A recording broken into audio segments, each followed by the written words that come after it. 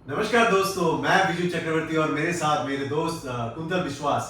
हम दोनों आपके सामने फिर से मौजूद हैं। काफी दिनों के बाद सोचा चलिए आपसे एक बार फिर से बात हो जाए। ये जो हमारी वीडियो है इसको जरूर लाइक एंड शेयर जरूर कीजिएगा, क्योंकि हम बहुत कुछ आप सबके साथ शेयर करने वाले हैं। क्यों कुंतल जी? Thank you Viju. बहुत दिनों के बाद हम फिर कनेक्ट हो रहे हैं हर किसी के साथ। यस। सो कुंतल, मार्केट क्या हो रहा है, क्या लग रहा है आपको? मार्केट तो अभी ऑलमोस्ट ऑल टाइम हाई चल रहा है। अच्छा, ये सब जानते हैं, करेक्ट। हाँ। और कमिंग डेज में मुझे लग रहा है कभी भी हाँ। 5-10% का करेक्शन हो सकता है, and that is very healthy. जाहिर सी बात है। हाँ, हाँ। क्योंकि कभी भी correction is very good for the market होता है। Correct correct correct. सिर्फ अपवर्ड ट्रेंड अगर आप देखेंगे तो उससे सही नहीं बनता है। मार्केट वोलेटाइल रहे, धीरे धीरे करके ऊपर बढ़े, वो सबसे हेल्दी रहता है। करेक्ट। हाँ। सो लास्ट 2 सालों में हमने देखा है 2021 के बाद से मार्केट एक जगह स्थिर था। 62,000 की हाईएस्ट सेंसेक्स गई थी 2021 में, और अभी ऑल टाइम हाई चल रहा है। सो क्या तो फिर इकोनॉमी में क्या हो रहा है, गवर्नमेंट क्या कर रहा है?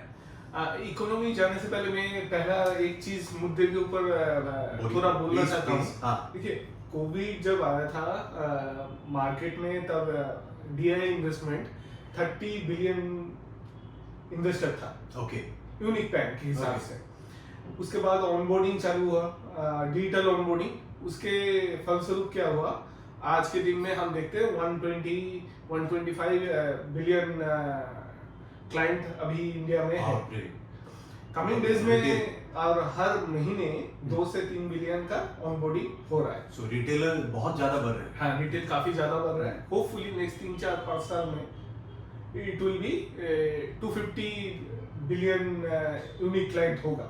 हाँ। तो एक चीज गवर्नमेंट का जो पुश रहेगा डीआई इन्वेस्टमेंट के ऊपर, तो वो तो कंटिन्यू बढ़ रहा है। अब सेकेंड चीज जो रहेगा एफआईएस ऑलवेज बी अपॉर्चुनिटी। उसको जब भी इंडियन मार्केट में या कोई भी मार्केट में इन्वेस्टमेंट का अपॉर्चुनिटी दिखता है, दे विल इन्वेस्ट और they will take the maximum of the profit. Hopefully जब एफआईएस का एक लास्ट 3-4 महीने में काफी बड़ा इन्वेस्टमेंट आया है और कमिंग डेज में भी आता रहेगा, उसका सबसे बड़ा रीजन जो रहेगा वो है अमेरिका का इंटरेस्ट रेट। इंटरेस्ट रेट बोले तो अमेरिका अगर एक बार बोलना शुरू कर देता है कि हम पॉज कर रहे हैं, हाँ। और अब हम कट करना शुरू करेंगे, हाँ। तो ये न्यूज आते ही आप देखिएगा धड़ाक से फॉरेन इंस्टीट्यूशंस के जो फंड्स हैं वो इनफ्लो होना शुरू होगा किसी भी इमर्जिंग कंट्री में, और आने वाले दिनों में बहुत अच्छे रिटर्न्स मार्केट में बनेंगे। राइट। सो अब ये बोलते हैं कि आपने देखा होगा कि गवर्नमेंट ने लास्ट बजट में, मतलब इस साल के जो बजट है उसमें कैपिटल एक्सपेंडिचर जो है वो काफी बढ़ाया था इंफ्रास्ट्रक्चर में। सो ऑलमोस्ट 33% की कैपिटल एक्सपेंडिचर बढ़ाई गई थी इंफ्रास्ट्रक्चर में। क्यों बढ़ाई गई थी? क्योंकि गवर्नमेंट ये जानता है कि अगर हम इंफ्रास्ट्रक्चर में फोकस नहीं करेंगे तो आने वाले दिनों में इकोनॉमी ग्रो नहीं करेगा, और हमारे जीडीपी में भी पार्टिसिपेशन जो है वो इंफ्रास्ट्रक्चर की तरफ से नहीं आ पाएगी। तो इसमें क्या बोलना चाहेंगे आप? ये गवर्नमेंट का 4 बड़ा प्रोजेक्ट है। पहला वो जो सबसे बड़ा प्रोजेक्ट जो मैक्सिमम फोकस है गवर्नमेंट का, वो है भारतमाला प्रोजेक्ट। भारतमाला। हाँ, उसमें क्या हो रहा है, इंडिया आप देखेंगे आफ्टर यूएस सबसे बड़ा रोड नेटवर्क है इंडिया में। करेक्ट। मगर आप सेकेंड पॉइंट में हम आ जाते हैं एक्सप्रेसवे, हाँ। तो वर्ल्ड में आपका 10 नंबर पे भी नहीं है, 10 या 20 पे भी नहीं है। हाँ। China is 1। हाँ। Right? तो इंडिया का आप सोच सकते हैं रोड नेटवर्क काफी ज्यादा है, मगर those network is not to the world standard. बहुत ही स्लो नेटवर्क। नेशनल हाईवे अगर हम लोग काउंट करते हैं तो हमारी टोटल जो रोड नेटवर्क है उसकी सिर्फ 2% हमारी नेशनल हाईवे है। सो इंडियन गवर्नमेंट बहुत ज्यादा इसमें काम कर रहे हैं। नेशनल हाईवेज या एक्सप्रेसवे ये बनाने की अभी इसमें भरमार भारतमाला के प्रोजेक्ट के ऊपर में काम किया जा रहा है। सो आने वाले दिनों में इसमें जिस तरह से आगे हम बढ़ेंगे, जो बैकवर्ड एरियाज है उसमें जो रोड्स बनेंगे, उस कारण से काफी सारे जॉब्स भी आएंगे, काफी आपके लॉजिस्टिक जो कॉस्ट है वो भी कट डाउन होगा, और जो मैन्युफैक्चरिंग अभी जो मेक इन इंडिया है उसके ऊपर भी काफी फोकस रहेगा। मेक इन इंडिया के जो प्रोडक्ट्स हैं उसको कम से कम रेटों में हम हमारे जो नियर बाई स्टेट्स हैं, सिटीज हैं, उसमें हम भेज पाएंगे और बेच पाएंगे। राइट। करेक्ट। हाँ। आज के दिन में आप देखेंगे today's date logistic cost is कोई भी 100 रुपए का प्रोडक्ट होता है उसमें से ऑलमोस्ट 16 to 18% लॉजिस्टिक्स कॉस्ट है, जो वर्ल्ड स्टैंडर्ड में होना चाहिए 6 to 8%। India government of India का भी टारगेट वही है, by 2030 the cost should be below 10। Correct correct. तो यही कोशिश की जा रही है कि 16-18% जो लॉजिस्टिक कॉस्ट है अपनी उसको 6 से 8% में लाया जाए। सो और क्या, हाँ सेकंड जो प्रोजेक्ट मुझे सबसे गवर्नमेंट जिसके ऊपर काम कर रहा है वो है आपका रेलवेज का, डेडिकेटेड जो फ्रेट कॉरिडोर है। हाँ, सो इसको पहले भी सोचा गया था, बट इसमें उस तरह से काम नहीं हुआ। फिर 2015 के बाद से इसमें काफी ध्यान दिया गया है। हाँ बताइए। और उसमें देखेंगे आज के दिन में मालगाड़ी के लिए जो भी रेलवेज डेडिकेटेड लाइन तो है नहीं, मालगाड़ी के स्पीड जो है एवरेज स्पीड इज 25 ओनली। हाँ, ये मतलब घंटे में जो किलोमीटर कवर की जाती है that is around 20 to 25। But अगर ये डीएफसी सही से काम होता है और अलग से डीएफसी के फ्रेट कॉरिडोर के ट्रैक्स वगैरह बनते हैं तो आने वाले दिनों में यही आपके 80 से 100 किलोमीटर एक घंटे में कवर किया जाएगा बाय दिस मालगाड़ी जो भी। इसमें से बहुत अच्छा चीज क्या होगा, इकोनॉमी भी अच्छा जाएगा, नया नया जो बैकवर्ड जगह है इंडिया का वो भी इंडिया का ग्रोथ स्टोरी में पार्टिसिपेट कर पाएगा। करेक्ट। ड्यूरिंग इंडिपेंडेंस, मतलब इंडिपेंडेंस के बाद अगर आप देखते हैं तो हमारी सबसे ज्यादा जो माल ढोने का जो काम होता था वो रेलवे ही करती थी 85% लगभग, सिर्फ 15% जो है वो रोडवेज से किया जाता था। बट अभी ये चीज एकदम उल्टा हो गया है। ये जो डिले होती है ट्रेन के कारण से, जो रोक के रख देते हैं, 2-3 दिन मालगाड़ी रुकी हुई रह जाती है, पैसेंजर ट्रेन को छोड़ देते हैं, तो उस कारण से अभी ये लगभग 65 जैसा चला गया है, 65% फ्रॉम रोडवेज और लगभग आपके 30% जैसा, मतलब 60% रोडवेज जाती है तो लगभग 25-30% जैसा रेल से होता है। तो बिल्कुल उल्टा हो गया है। बट अगर ये डीएफसी हो जाता है तो आने वाले दिनों में आशा ये की जा रहा है कि 50% की जो ट्रेड है थ्रू ये डीएफसी होगी। तो अगर ये होता है तो हमारी रेवेन्यू भी गवर्नमेंट जो हमारे रेलवे में है काफी बढ़ेगा। नहीं, इसमें सबसे मजेदार बात ये भी है, रेलवेज का जो 80% जो रेवेन्यू है that is come from the मालगाड़ी। करेक्ट। और 20% फ्रॉम द पैसेंजर्स। पैसेंजर उल्टा लॉस मेकिंग ही है।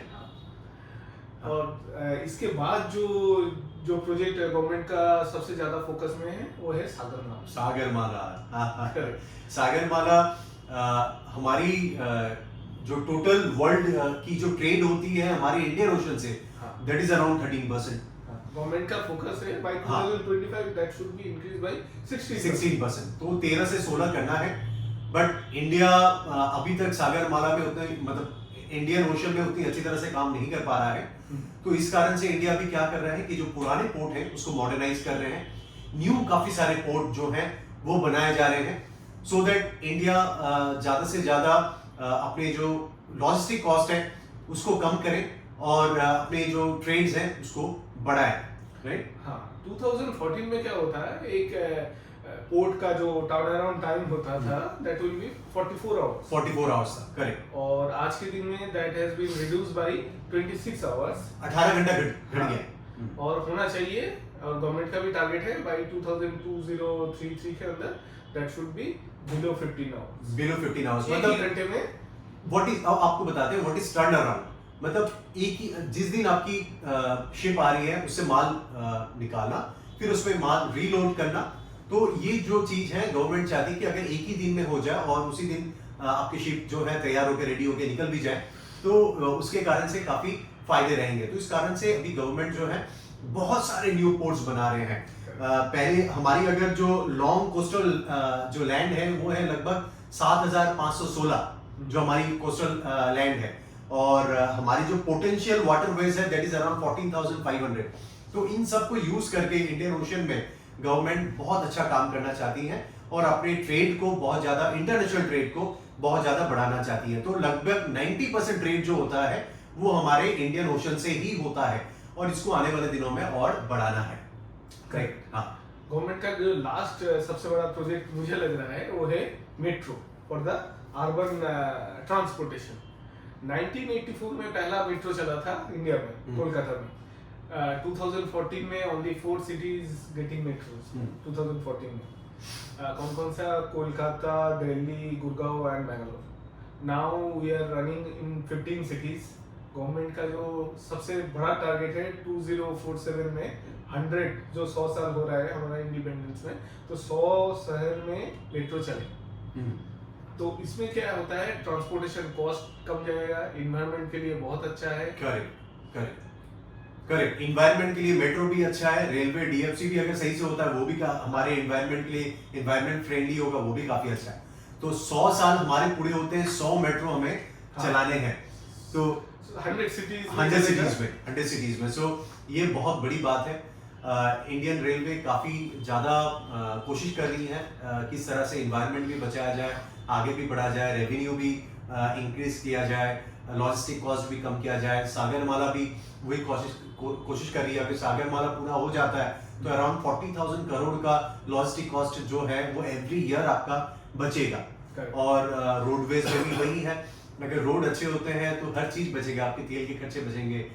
तो ये इसी चीज से जो माल हमारी गाड़ी कोई भी माल लेके आएंगे तो उसके खर्चे बचेंगे, तो हम काफी आगे बढ़ पाएंगे. करेक्ट. सो आपको क्या लगता है कि ये इंडस्ट्री जो है ऑटोमोबाइल एंड लॉजिस्टिक इंडस्ट्री जो है वो हमारे जीडीपी में या हमारी इकोनॉमी में किस तरह से हेल्प करती है? इसमें मैं और एक चीज बोलना चाहता हूँ, जो पास्ट हिस्ट्री है, लास्ट 1 साल में कोई भी मैक्सिमम जो ऑटो स्टॉक्स है, they are average return is 25 to 30% kind of return उन लोगों ने दिया है. ओके.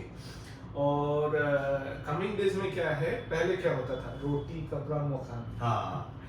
फिर आ गया रोटी कपड़ा मकान के साथ मोबाइल, एसेंशियल चीज हो गया. अब मुझे लग रहा है गाड़ी भी ऐसा ही चीज होगा. करेक्ट.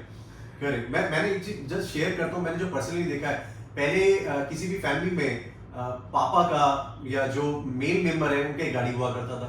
अभी वाइफ की भी एक 2 व्हीलर, हस्बैंड की भी 2 व्हीलर, बच्चे अगर वो 18 साल के ऊपर हैं तो उनके भी अलग से 2 व्हीलर, 4 व्हीलर्स भी इसी तरह से देख रहे हैं, हस्बैंड का अलग, वाइफ का अलग. तो हर घर पे जिनकी क्षमता है उन घर पे उस तरह से 2 व्हीलर्स 4 व्हीलर्स काफी बढ़ रहे हैं. मगर फिर भी इसमें डेटा ऐसा है. अच्छा. 2013 में India is the 10th largest automaker in the world. अच्छा. Now we are the 3rd largest automaker in the world. Two wheeler का बात बोले तो मैं बोलना चाहता हूँ, वर्ल्ड में 2 व्हीलर, ट्रैक्टर और 3 व्हीलर में we are the number 1 manufacturer. Correct. तो सेकंड में आ जाता है बस. अगर हम जो भी प्राइवेट बस बनाते हैं पैसेंजर के लिए, we are the second manufacturer. Okay. Truck में we are the 3rd number of truck maker in the world. Okay. गाड़ी में हम 4th largest car manufacturer in the world. Great. तो इंडिया काफी अच्छा कर रहा है इस सेक्टर में. जीडीपी में इसी सेक्टर का कंट्रीब्यूशन है ऑलमोस्ट 7%. एक्सपोर्ट में कंट्रीब्यूट करता है 6%, 8%. अच्छा. और काफी 37 मिलियन लोगों को एम्प्लॉयमेंट में भी दे रहा है. हाँ. सो जॉब काफी लोगों को मिल रही है, not only lower level, management levels में भी, एडमिनिस्ट्रेशन लेवल्स में भी काफी जॉब मिल रहे हैं. और एक बात मैं बोलूंगा, देखिए आज के दिन में क्या है, इंडिया में 1000 लोगों के में ओनली 22 लोगों के पास गाड़ी है. अच्छा, मतलब 1000 में 22 लोग ही हैं जो गाड़ी यूज करते हैं. हाँ. यही नंबर आपका आ जाएगा 2030 में 70 लोगों के पास एक गाड़ी. अच्छा, 2030 में 70 लोगों के पास गाड़ी रहेगा, 22 से 70. ओके. 2040 तक वो 170 लोगों के पास गाड़ी हो जाएगी. तो सोचिए 2030 में 70 और वही 2040 में 140, तो और 70 वहां पे, मतलब डबल हो जा रहा है. 10 साल में डबल हो जा रहा है. ग्रेट. तो इसीलिए इसी सेक्टर क्या होगा आपका, काफी इंडियन इकोनॉमी को आगे लेके जाने का क्षमता है. एक फोकस सेक्टर है जहां पे अच्छे खासे जो रेवेन्यू है वो हमारे गवर्नमेंट को भी मिलेगा, अच्छे जीडीपी में हमारा सपोर्ट रहेगा इस सेक्टर का. तो मतलब सही बोले तो ऑटोमोबाइल एंड लॉजिस्टिक सेक्टर आने वाले दिनों में one of the best sector होगा. सर्विस इंडस्ट्रीज में जैसे आईटी, फार्मा, ये सब हमें तो बहुत पुराने दिनों से सपोर्ट करते हुए आ रही है, बट ये भी कुछ सेक्टर्स जो आने वाले दिनों में और ज्यादा बेहतरीन तरीके से हमें हेल्प करेगा हमारी इकोनॉमी में. राइट. करेक्ट. हाँ.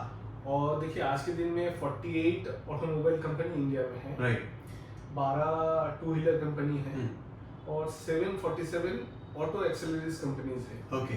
जो लास्ट नंबर जो मैंने बोला इसको हाँ। अगर अलग से देखते हैं हाँ। इसका भी कंट्रीब्यूशन काफी ज्यादा है Okay. और वर्ल्ड में एज ए ऑटो एक्सेलरीज हब होने का भी इंडिया का काफी पॉसिबिलिटीज है। Great great. तो इस और कुछ आप ऐड करना चाहेंगे?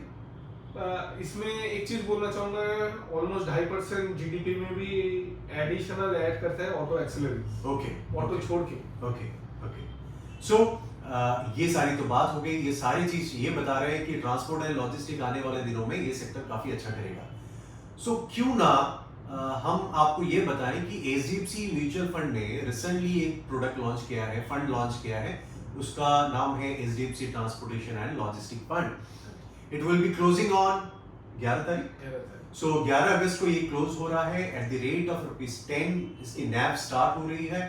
सो जो भी इंटरेस्टेड क्लाइंट्स हैं या जो भी इन्वेस्टमेंट करना चाहते हैं, आप जो वीडियो को सुन रहे हैं वो चाहे तो अपनी पार्ट ऑफ इन्वेस्टमेंट इसमें एलोकेट कर सकते हैं। पूरी इन्वेस्टमेंट ना करें, कुछ अपनी पार्ट ऑफ इन्वेस्टमेंट जो है सेविंग्स है उसको एलोकेट करें।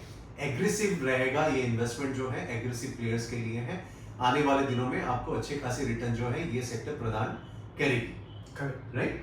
और एक चीज का इन्वेस्टमेंट जिसका करने से पहले आप खुद भी एक बार थोड़ा जानकारी ले लें इस सेक्टर के बारे में। बिल्कुल। सो अच्छी तरह से इसकी जो आपके एनएफओ के बारे में है उसकी जो खबर है वो भी आप ले लीजिए, थोड़ी सी स्टडी खुद भी कर लीजिए, उसके बाद इन्वेस्टमेंट कीजिए, क्योंकि हम लोग ऑलवेज कहते हैं mutual fund is subject to market risk. So ये डिस्क्लेमर भी हमारी वीडियो के बाद दी रहेगी, उसको भी जरूर पढ़िएगा।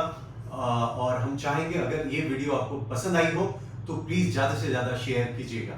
So thank you so much. Thank you. फिर मिलते हैं।